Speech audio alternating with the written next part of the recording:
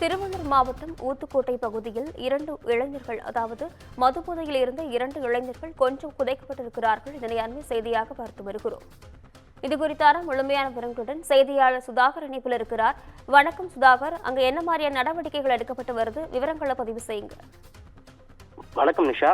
ஊத்துக்கோட்டை அடுத்த கச்சூர் பகுதியை சேர்ந்த வெங்கட்ரத்தினம் என்பவர் தனது மகன் ஆகாஷ் மற்றும் அதே பகுதியை சேர்ந்த ஜானகிராமன் ஆகியோர் காணாமல் போனதாக பெண்ணாலூர்பேட்டை காவல் நிலையத்தில் கடந்த 17ஆம் தேதி புகார் அளித்திருந்தார். அந்த புகாரின் பேரில் வழக்கு பதிவு செய்து காவல்துறையினர் 2 இளைஞர்கள் காணாமல் போனது அன்று உடன் இருந்த நபர்கள் யார் என்பது குறித்து விசாரணையை தீவிரப்படுத்திய நிலையில் நேற்று நல்லபாண்டி என்பவர் ஆகாஷ் மற்றும் ஜானகிராமனை கொலை செய்ததாக ஊத்துக்கோட்டை நீதிமன்றத்தில் சரணடைந்திருக்கிறார். இந்த நிலையில் நல்லபாண்டி வாக்குமூலத்தின் அடிப்படையில் மணிகண்டன் மற்றும் 17 வயது சிறுவன் ஆகியோரிடம் ஊத்துக்கோட்டை காவல்துறையினர் விசாரணை மேற்கொண்டனர். இந்த விசாரணையில் கஞ்சா போதையில் ஏற்பட்ட தகராறில் ஆகாஷ் மற்றும் ஜானகிராமன் ஆகியோரை கொலை செய்து ஊத்துக்கோட்டை அருகே உள்ள ஆரணி ஆற்றின் கரையோரம் அருகே புதைத்து உள்ளதாக விசாரணையில் தெரிவித்திருக்கிறார்கள்.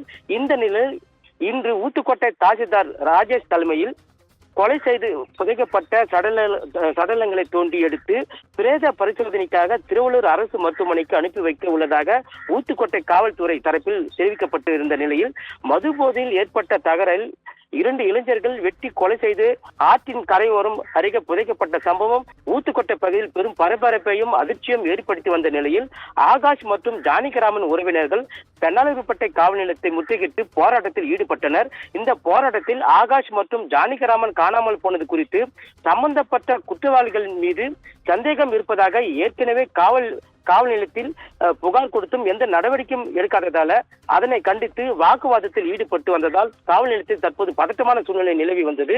தற்போது ஆகாஷ் மற்றும் ஜானகிராமன் ஆகியோரது சடலங்களை தோண்டி எடுக்கும் பணியானது தொடங்கியிருக்கிறது. இதனால் 30க்கும் மேற்பட்ட போலீசார் பாதுகாப்பிற்காக குவிக்கப்பட்டதால் பதட்டமான சூழ்நிலை நிலவி வருகிறது. நிஷா. சுதாகர், விவரங்களுக்கு நன்றி.